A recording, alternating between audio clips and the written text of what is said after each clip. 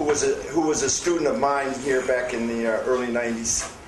And I graduated with a master's degree from the department in 95. And he went back down to Brazil. And since then, he has been in basically the commercial sector, not the government sector. He has worked on commercial fish farms. I think there's one, specifically one, raising a native Brazilian catfish down there. And now he's part of a consulting company with 2 other students of mine who are down there in Brazil. I consider them the Brazilian mafia, and I'm very proud of them as their leaders amongst those that are trying to advance aquaculture in Brazil. So without further ado, João Campos. Thank you, Dr. Lausching, for the invitation to be here. War Eagle, everybody. I'd like to thank Professor Daniels here for allowing me to speak a little bit to you guys about what's going on in Brazil. It's quite a lot actually going on. The country is really growing. And why are you hearing about Brazil? Professor Daniels just showed it's a big country. There's a lot of potential. You probably heard that in the next 20 or 30 years, we need to increase aquaculture production by 20 to 30 million tons. And where is that going to come out? You know, I see a lot of people from Asia here. That's with the current level of technology, it could be maxed out. So there's Africa and probably South America. And within these 2 areas, my belief is that Brazil is going to get a very large share of the increase in production. So I'm just going to give you an idea of what's going on down. You better pay attention because Professor Daniels said that will be on the final, so you better take notes and stuff like that. But Brazil is a very big country. You know, continental Brazil is bigger than the continental U.S. Now we're talking about 200 million inhabitants, so it's also a big country population-wise. Now we've got a large coastline here, about 85,000 kilometers. It's all in metric units, so if you those not familiar, just transform it. The country is basically divided into 5 main regions: the north, northeast, center, southeast, and south. Now we're talking about 3,000 miles from here to here, so it's quite right. This is very tropical. This is where the Amazon forest is, all this region here, and this is a subtropical, almost temperate zone. Weather here in the south is almost as cold as here in Alabama. Okay, just rough an idea. And this is what the aquaculture production in Brazil is from 98 until 2009, which is the last data that we have. And just to make a point here, the data that we have, official data in Brazil, is not exactly exact science. Okay, so it's a lot of estimates. But it's been growing, and now we've got a little down point here in 2005, 2006, so some crisis with the Brazilian currency getting overvalued, but it's still growing back up again. It has been growing for about 10 to 15% per year, and basically working with the internal market. So most fish that are grown in Brazil are sold in the internal market. You see here most of the fish, most of the continental aquaculture here is fish farming. It's 99% fin fish production. And there is some marine aquaculture, which is about 100% shrimp. There's almost no saltwater fish, marines, fish being raised in Brazil. It's only marginal, very small things other than shrimp. And about the continental aquaculture, we're talking about 99.5% fin fish. There's some little bit alligator, a little bit of turtles, but almost nothing that really counts in terms of numbers. So it's been growing. We are slightly above 400,000 tons. Chile would be about 650,000 tons. But I predict that in about 5 years, Brazil will top Chile in total production. Now, we got many different species. This is something that is a blessing, but at the same time, it works against us. Because these species here are just a few of them. These are actually only the Amazon species here on this slide here. There are many others, but we have a very diverse river system. We got the Amazon River system, the Paraná River, San Francisco. There are plenty of fish with great potential for aquaculture. You know, some of these fish are just amazing, and they will definitely be grown in large quantities in the future. Some of them, like for example, this is the pirapitinga. Today, it's a fish from the Amazon, and China today is the biggest producer of pirapitinga in the world. And it's They imported. This is the arapaima. You probably have heard it. It's one of the largest freshwater scaled fish in the world. It's also starting to be cultured many places. In Thailand, you can go fee fishing for arapaima in several reservoirs. So these are international fish today. People are just going to be raising them everywhere. The aquaculture production in Brazil it's distributed. It's a little concentrated in the south, with basically some extensive carp production, although these numbers are not exactly. But the south is by far the worst region in Brazil for raising fish because of the lower temperatures, especially in the winter. Now, we're talking about northern and northeast and central-oeste. Here it's southern Portuguese still. These are regions where you have almost no winter, and in the coldest months, the water temperature will basically go down to 20 degrees Celsius, not less than that. Here you have full-time 26 to 32 degrees. So it's kind of concentrated a little bit on the south, basically because these are the most populated areas of Brazil. The southeast is the most populated in the south. So we've got a lot of people working here. But you see the price of fish, these are reais, Brazilian reais per kilo. They are actually higher in the north because that's where people really like to eat fish, because they're used to freshwater fish, and this is what they have. You have the Amazon River just running right here. This is the mouth of the Amazon, runs right here. And that's where people really enjoy, and they pay for fish, and they pay top money for a good freshwater fish. These numbers, just disregard these numbers, but I just want to show you about on a percentage rate. Tilapia is the main species in Brazil. Okay, it's the most produced, and you can see it's basically produced in the northeast part, the southeast, and the south. So it's about a third of each part, a little bit on the central west too. The roundfish, which is the group of these three species that are closely related, this is the tambaqui, called in Spanish cachama, or also gamitama. This is the pacu, and this is the pirapitinga. They all these species are very similar, have similar ecological habitats, similar feeds, position on the feed chain. They are basically produced in the north and in the central west part of the country. These are more tropical species. This is the very tropical species, and these two to tolerate better temperatures. And carps almost entirely in the south of Brazil. Now this is common carp, grass. This is silver and a big head. There's still there's not many of these here, but still quite a lot of common carp. Now these other species here, which are all native to Brazil, of course, without the trout and catfish, there was just some production of catfish, also could be regionally important in some parts of the country. Okay, but still, now you can see the tonnage produced in 2007, which is the last time I have numbers for specific species like these. They're not that much. Now, they're not really too many fish. But it is growing. Now, there are niche species, and they will definitely have some potential for the future.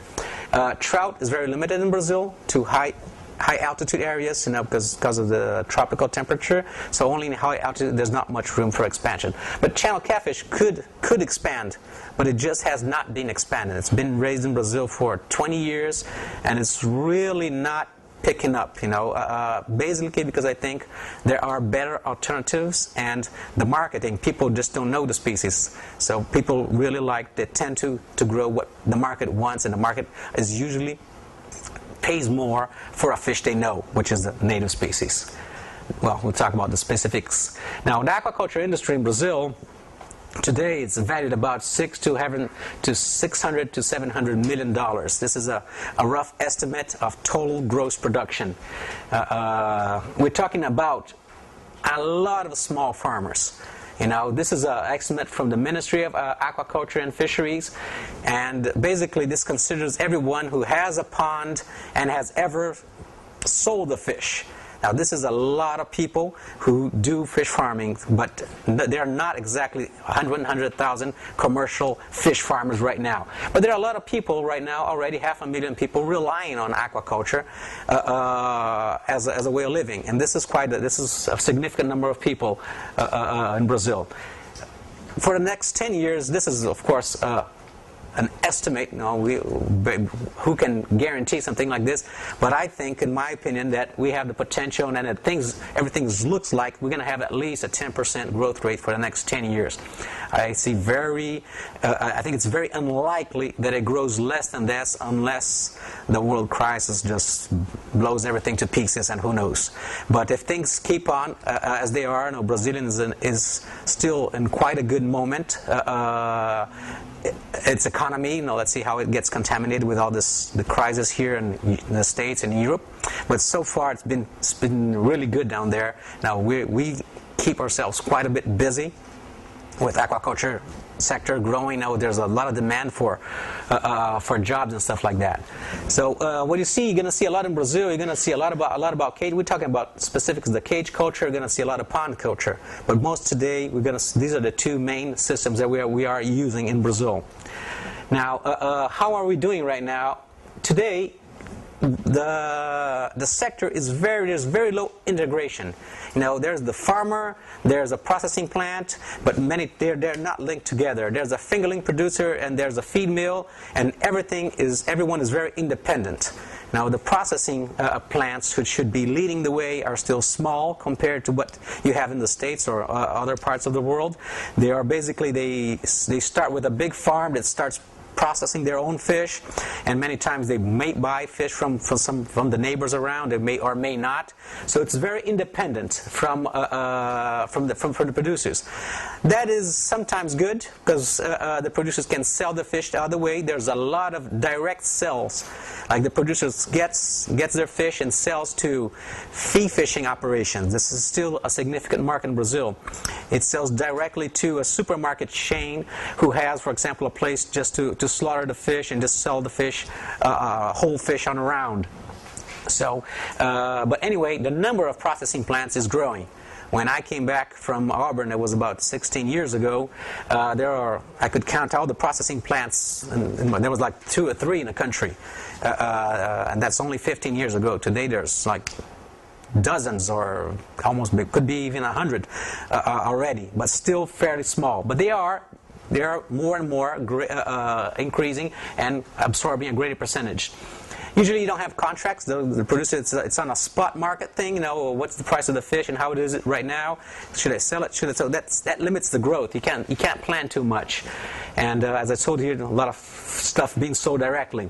The fingerling producers, they are also autonomous. Now, what means that they go there, they produce the fingerlings, and then they just put them for sale, and then the producer just comes and buys it. So there's very little contracts. I'm going to need 500,000 fingerlings of tambaqui for next year's season. Now, people are not yet planning that much ahead, and because there's still lack of professionalism in the aquaculture in Brazil. Still, there's a long way to go towards that.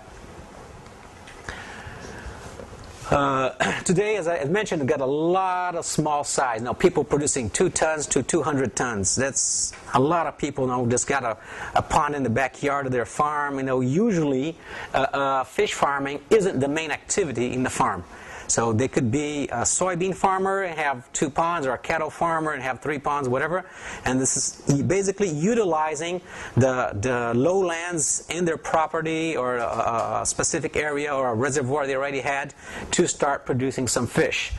Now that's a plus, because they don't rely only on the fish farming, but they don't put enough energy to make it a real professional thing so far. There are 2 producers already that are working over 5,000 tons per year. One producing tilapia in cages, which is Netuna, which is the biggest one in the northeast of Brazil, and Tamborá, basically producing those random fish, basically the tambaqui and the tambacu, which is a crossing of the tambaqui and the pacu. There are many others on the 1,000 tons, on the 2,000 ton range, but still growing. These are it's a new thing for us, large scale production. it's scattered all over the country, and this is also a problem. Now, right here, when I was here, I was fortunate enough to have a chance to work on a catfish farm in West Alabama for a year. Just being there every day working, and it's very concentrated. Catfish, so it's one species in one area, West Alabama, Mississippi Delta, Louisiana, but it's very close. Now, in Brazil, we're just all over the place, so it's very hard to focus and direct investments and research. Now, which species do you go to? Oh, you go to the arapaima, you go to the tambaqui. Oh no, let's do the tilapia. And where do you go to? Oh, there's in the northeast. So it's kind of hard, and so the efforts are kind of spread out in the country. So it's a little loose like this. There are very few concentrated clusters, and I think that's a problem, because you cannot invest enough in a cluster to make it more efficient on the logistics parts, on the technology part, to develop specific technology for that species on that location, and that needs to get done. Production today almost entirely in the Brazilian internal market. Our currency exchange rate today is still doesn't allow for much exports.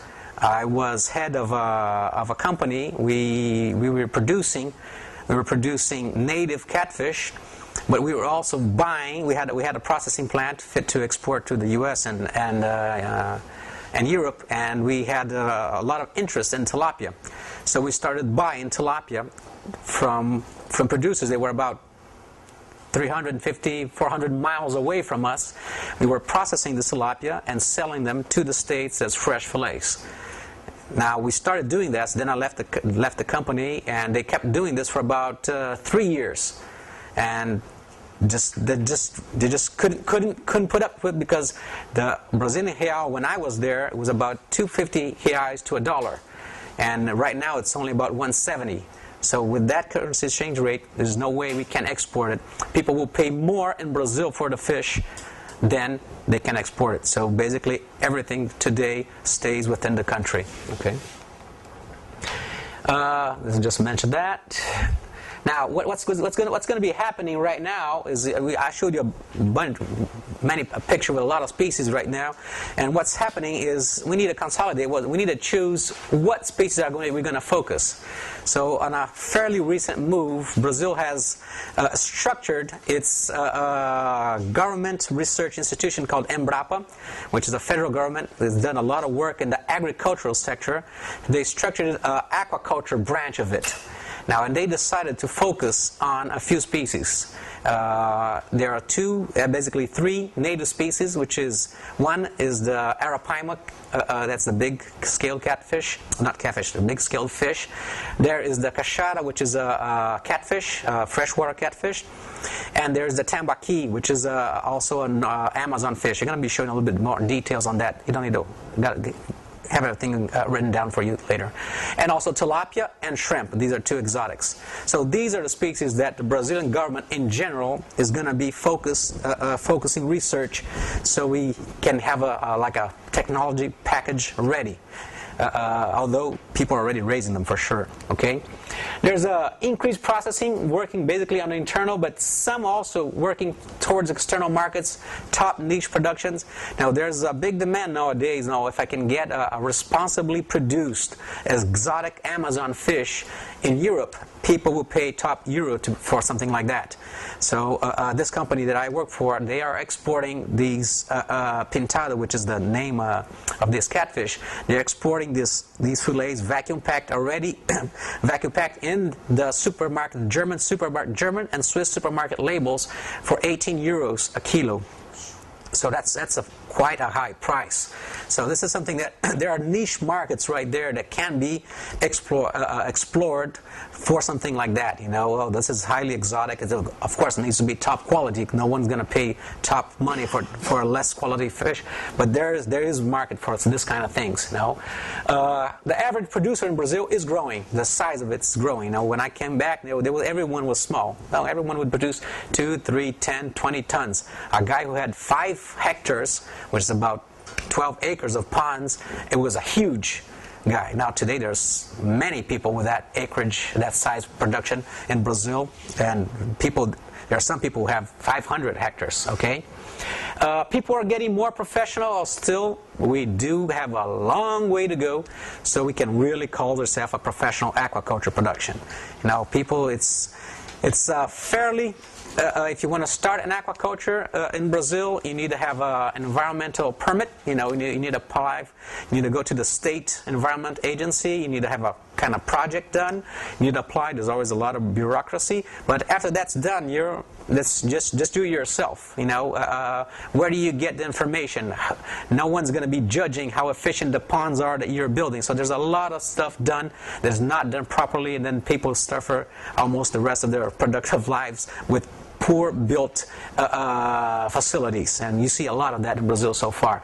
But people are getting more and more professional. There's a lot of new producers coming from either other rural activities. So I'm a cattle farmer, I want to go into fish farmer, but also there's enough interest for financial institutions and venture capitalists looking into aquaculture right now and say, oh, this might be interesting. Right now, for example, we're making a proposal for a 500 million real fund, which is about $300 million fund to invest in aquaculture. It's a fund based from a big petrochemical, Petrobras company, and they want to put up this fund for investors just to come in and invest in aquaculture. So this is something that, you know, starting right now in Brazil, okay? So new people are coming in, and also foreign investors. You know, we got people from Europe, got people from Chile. Got the salmon industry. They got hit very badly last couple of years. You've probably heard about the disease problem they had. The economics is really hurting them right now because Brazil actually this year might be close to getting the U.S. spot, and is the second biggest larger importer of salmon from Chile. Probably not this year, but in some months of this year, Brazilian imports have surpassed the U.S. imports.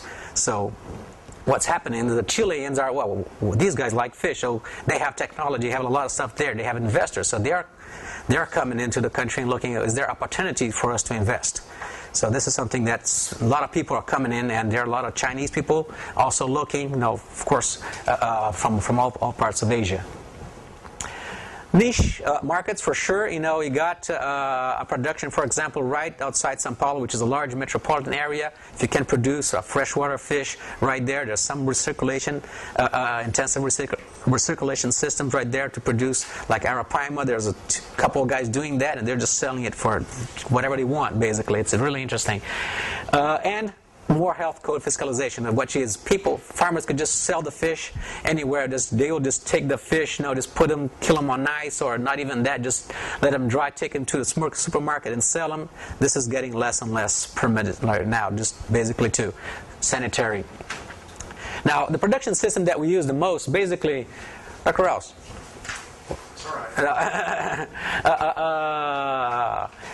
Basically, excavated ponds and farm ponds or reservoirs are the main production system so far. Now, they're fairly easy to build. There's the topography in Brazil's most of the part is kind of hilly, so you can easily just building dams. Now, you got all sorts of sizes. Now, you got people who have reservoirs with 30 hectares producing fish. It's about 50 acres, and you got little small ponds. These guys are actually digging these ponds here by hand. Now we have this big variety of production, of types of production systems, you know. So these guys here have 100 square meters of ponds, and you can have goes as big as it goes. Very different stocking densities, as you can imagine. You know, you probably have heard a little about this. Now, there are people almost not using feeds, only using some fertilizer, agricultural byproducts, and there on the other side, there are people with aerators, good quality feeds, recirculating water. So there's a big variety of production systems going on here, of course, depending on water, aeration, technology, feed quality, and everything. Well, this is a very typical reservoir. This is in the north part of the country. This is basically cattle farm. You know, just put a dam here, and you get yourself a reservoir, and here another one. So just start building these reservoirs. The cheapest way to build a significant acreage, and this is one of the corners of tambaqui production today in Brazil is basically done on a system like this. This is another one right here. Now these guys are just getting ready, they're just finalizing a harvest right here. And also they just draining down the pond to get the fish out. Okay. There are of course some earthen ponds. This is a project I made here in the central part of Brazil. It's about 89 hectares, which is about 150 of the 89. That's 90, almost 200 acres. 200 acres of ponds here. This is more intensive. They have aerators on every pond, and this is a more intensive system here, basically to produce native species of fish. These ponds are about 3 acres in size. No, 5 acres, 3 hectares. Cage is also very popular. In 1995, Dr. Schmidt came to Brazil with this new technology for Brazil, which was just the low volume, high density cages. I don't know if you have heard about this, but this kind of really changed what Brazil did within the aquaculture sector. It allowed for a massive increase of tilapia production, which is just perfect for this kind of system. So these low volume cages up to 18 cubic meters, usually about, biggest ones are 3 by 3 by 2 meters. They are very easy, they're very cheap to build, easy to build. You can do it almost at home, A lot of small shops building these in Brazil.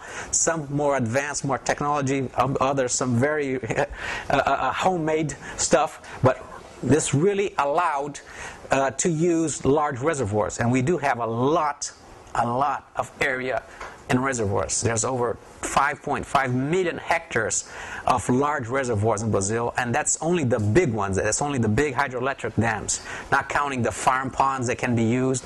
So this is like 10-12 million acres of water that has almost no use other than generating electricity. Now there's a little bit maybe navigation stuff and recreational use, but you could use all that for fish farming. Of course, it needs to be taken care of so you have sustainable production and all. They don't pollute the hell of it. But there's a lot of water there to be used. This changed it a lot. This allowed Brazil to increase. And one other thing that this system, that cage system, also allowed Brazil to evolve is that when you raise fish in this type of system, you need a very good quality feed. When you have a pond, a fish can get part of its nutrition, some vitamins and stuff, from natural production. In the cages here, you need to have a good quality feed, especially if you put 100 kilos of fish per cubic meter or more, or twice that much.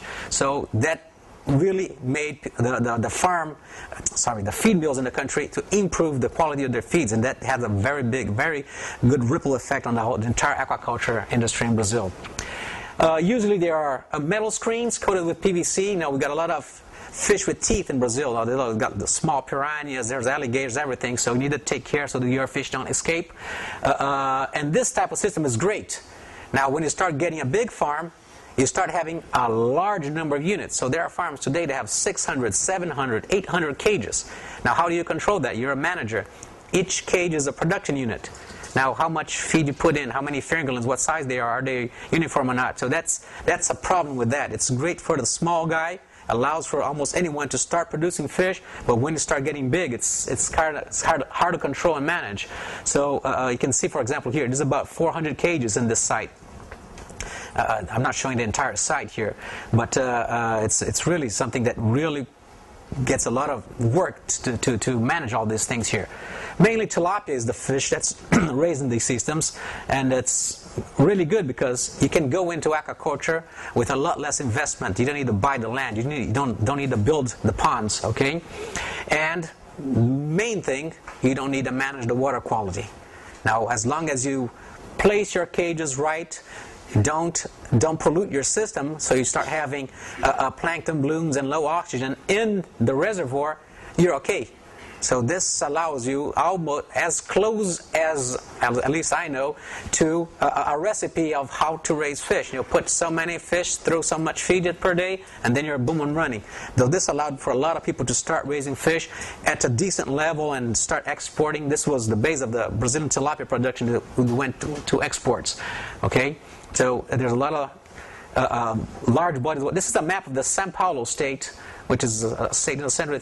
You can't see it too well here, but you can see all these areas here which are the hydroelectric dams all over the place. So there's millions of hectares suitable for the reservoirs in Brazil. Now, with these big producers, the big producers are already moving to larger cages, and I think that makes sense. So you don't have to deal with near as many units of production. So right now, we got all this cage system for this is a tilapia production site here in the north of Brazil, and there are several others already moving into these salmon cages, basically. But of course, they need there's a few adaptations. They don't need to be as sturdy because they're not on open seawater. No, there's almost very little waves and stuff, but still, it's still allowing for production. One interesting thing is they cannot be as deep as the salmon cages. Salmon feed would sink and fish will eat in the column. Now we cannot feed as much tilapia if you put in like a 6 meter deep here. There's not enough space on the surface to feed them right, so we need to limit it to about 2 to 3.5 meters. So this is something that we learned on this kind of system here.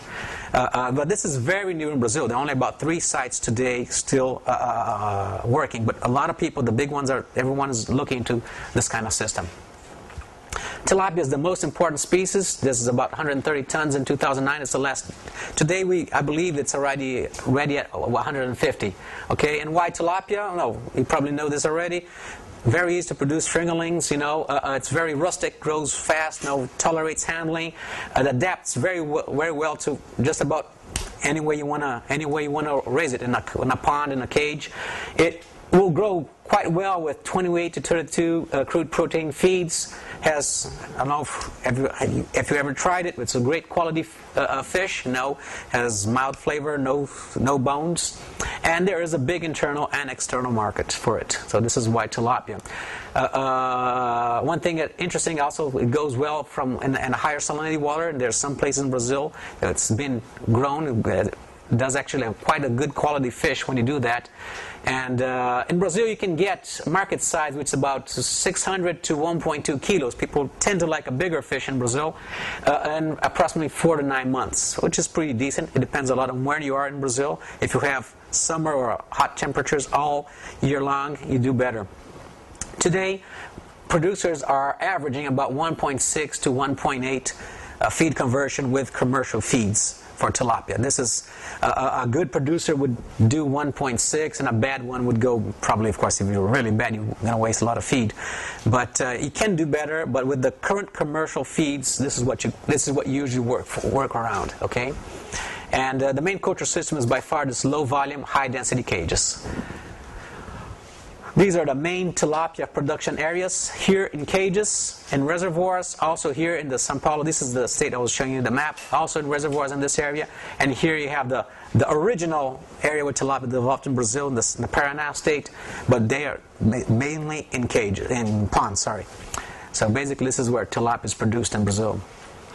This area is kind of forbidden. In the Amazon region, there are very strict environmental limitations for tilapia production because it's an exotic species, although there are some. And looking a little bit here about how the production has been growing, last number here is about 130. We believe that around 2000, today we're about just at 150, and I believe that we're going to be growing like this here, at least on a 10%. So in about 5 years or 4 years, we should be close to 250,000 tons of tilapia being produced if things keep going as they are right now. Now these are what we call the round fish. There are 3 species, the pacu, the tambaqui, and the pirapitinga.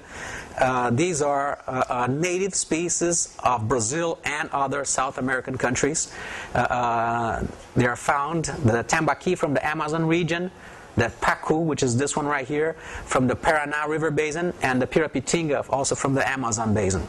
Okay, they are very, very closely related. You can crossbreed all of them within them, and actually they are quite popular to produce. The hybrids are quite popular to be produced. Now, why are they? Basically, the main characteristics of these fish, it's very easy to produce fingerlings. You produce fingerlings of these fish just like you do with carp. You need to inject the spawning hormone, within when you're in the season, of course, and then they'll spawn. You need to fertilize the eggs and incubate the eggs. And then you need to get the larvae, the post-hatch larvae, to outdoor ponds, and then basically produce your fries and fingerlings from then. But it's fairly easy to be done. Okay, there's actually no limitation to do that once you know the basic know-how. When you have the good know-how, they grow quite well. In good conditions, you can get 3 kilos per year on growth on a tambaqui, and that is on a commercial. You can even grow more than that, but on a commercial side, on a commercial production, that's what you can get in the Amazon region. They also usually are grown on 28% feeds. Some people are actually, when you can work in even lower densities, they grow with less protein feed. They are very resistant. These fish are amazing, especially this one here, which is the tambaqui, which is by far the biggest one in volume that's produced. It's a great fish to work with. They can tolerate almost every sort of abuse, and you see them being abused a lot. I'm talking about you harvest, or if you want to transfer juveniles, just put them in a feed bag with no water. Just put about 20 kilos of fish, put it in the bag, no water. Just put them in the back of the truck, take them 10 minutes to another location, just dump them out, and you almost have no mortalities. Now, this kind of stuff that if you do that with salmon or even with a catfish, they'll be all gone. People can get away with it. So that's actually one of the reasons of their success, because they can tolerate this kind of abuse. Okay, of course it doesn't do them any good. It's against, but fish can take it. Okay, the tambaqui, which is this one here, and the tambacu, which is a hybrid, are the most commonly produced. Yeah. Go ahead. How easy is to catch? Because that's a huge advantage. Oh, yeah. That's something that actually should have been here. This is a mid-column fish. Now they're swimming right in the middle of the column, and they don't jump, and they usually won't go under.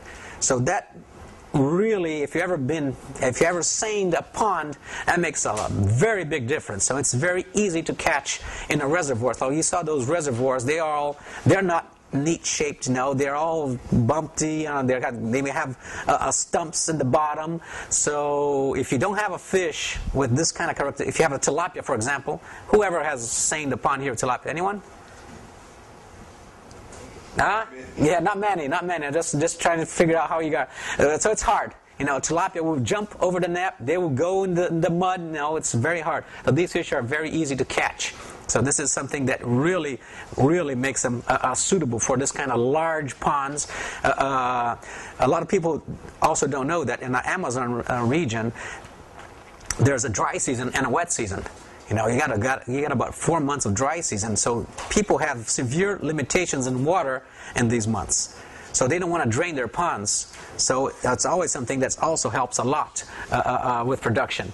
Okay, so this is the kind of system that you see a lot here. This is a Google Earth picture. These white here, this is the reflection of the clouds. Now these ponds here, they're about 50 hectares. This one here, this big one here. So these are very large ponds. This facility is not showing the entire thing. This guy here has more than 500 hectares of water in production. In ponds like this. So this is a fairly big farm. It's the biggest one in Brazil, actually. There's one guy that's growing. It's going to be bigger than this guy here, but not in one site. So this is the official number of almost 50,000 tons produced in 2009. This is another picture of tambaqui. There's some different, let me just go back here. You got some different colorations depending on the type of tambaqui and the water, the color of the water that you raise the fish in. They can be more yellow, more black, or it depends a lot. Sometimes they're almost green, olive green. So but basically they're farmed in ponds or hill ponds like this here, and in a northern pond. They have a limitation. This fish will not tolerate water temperatures below 18 degrees Celsius. Okay, so this limits production in the southern part of Brazil. Of the 3 species of the roundfish that I told you, this is by far the one that grows the fastest. In the south of Brazil, there's the pacu, and people, what they do is they cross the pacu with the tambaqui in order to get the pacu's cold tolerance with some of the tambaqui's growth. So this is the idea. So that hybrid can be grown in southern part of Brazil. Okay, but it's still not nearly as good as the original species. Brazil has just recently started a genetic program to improve quality of the tambaqui and other species. This is just to again have an idea. Month. This mess here, it means month. This is a 12-month production cycle, and this is about the expected growth that we have for this fish when you have in the Amazonic region with no temperature limitations. So we're talking about 12 months with about 3,100 grams, which is pretty good production. Okay, people usually producing from 5 to 6 tons per hectare per cycle. Usually no aeration. No one has aeration. That's something almost unheard in Brazil so far. Water exchange depending on rain or sometimes spraying a little bit of water. This fish is almost impossible to kill with low oxygen. You know, it has an adaptive lip that will just tolerate 0 oxygen for days. So you're going to see everyone else dying in the pond, and it will just hang in there. So it's an adaptation that they have because on the Amazon forest environment where it evolved, it was living in these kind of lakes where they would dry out. Okay, usually market size from 2 to 3 kilo. This 1 kilo sack. It's growth. This is what we expect to growth in the north part of Brazil inside of growth. One thing interesting is this fish. Now, we already talk about this fish. No, it's a native fish. Now, people in Brazil like it. People in Colombia, Venezuela, Peru know it and like it as well. But it's kind of a different thing. You can see it's a round fish. And it has a very unique feature. It has a very large rib cage. These are very long ribs. Now, these fish can get in nature, they can get to 20, 30 kilos, okay? So they have a rib cage about this big here, and this is very highly prized in Brazil. Now, this is a top thing. And now people are actually exporting this to European markets. This French company is buying them and producing this smoked tambaqui ribs, portioned, everything already. And this product here just won the best new food service product in the European Seafood Show in Brussels. So there's a lot of attention right now outside of Brazil, outside of South America, with this kind of fish. So there's the potential. These are other South American catfish. This is the cachara, the pintado. This is the hybrid. Now all these fish you can just cross them between each other. These also have very good potential, excellent meat quality. They are catfishes. No, we have no spines in them. Very good quality fish. These are carnivorous catfish, and it's a little hard. You can see the very nice meat. Very attractive skin pattern, but the fingerling production is a little bit hard. They're carnivores. They'll eat each other out. There's a lot of cannibalism, and they're little picky eaters when they're very small, so it's kind of hard to grow them. They're very susceptible to predation. Now, cormorants, other birds really like these fish, but they grow fine, 1.5 to 2.5 kilos a year. FCR 2.1. They're usually using higher protein feeds because they have this demand. We have seen some bacterial disease. As production in the country grows, disease were inexistent 15 years ago, but today there's plenty of disease. But it's very good quality fish. Other fish that has huge potential is the arapaima. We call it locally the pirarucu. It's the local name in Brazil.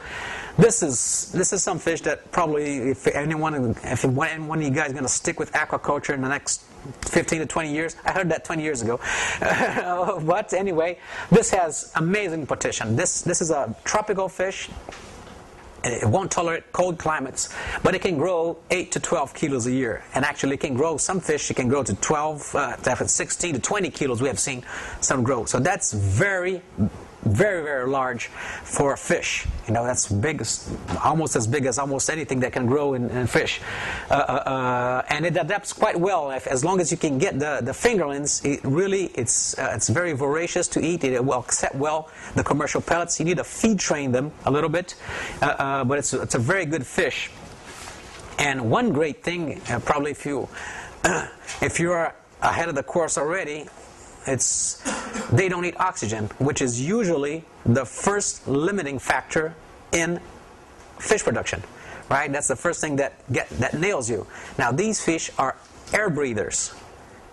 Okay, they breathe air. They have an adaptive lung. So basically, you don't need to give them any oxygen. raise them water without oxygen. So that allows you to put a much more higher stocking density, a final density in the pond. Okay. Still, there are problems in getting the amount of fingerlings. These fish breed pretty much like tilapia or like a largemouth bass or a bluegill. They pair up, build a nest, and lay eggs. Now the thing is, it's not just automatic. You just not put a male and a female. That's another thing. Who's a male and who's a female? It's very hard to differentiate them. You just don't put two of them in a pond and expect fingerlings. It just doesn't happen like that. There are a lot. We don't know yet what triggers the reproduction. Now we know there are environmental cues, like temperature and rains, but it's not automatic. So today you cannot really guarantee that you're going to have fingerlings whenever you want and the quantity you want. And that's today what limits the production of this fish. Now this fish has pretty much the best quality meat in a freshwater fish as it gets, so it's very highly valued. Now Japanese are very interested in this kind of fish. There are people looking into, I'll buy 5 containers of this a month if you have it, or 10 or 12. So it's very big potential.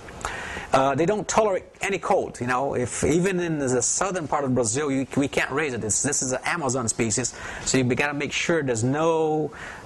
We can go up to 10, right? 10. Yeah. I'll just finish up here. And it also yields very hard, very big fillet. So this actually is larger than 45%. I've been processing a few right now. We've been getting over 50% of fillet. This pure meat.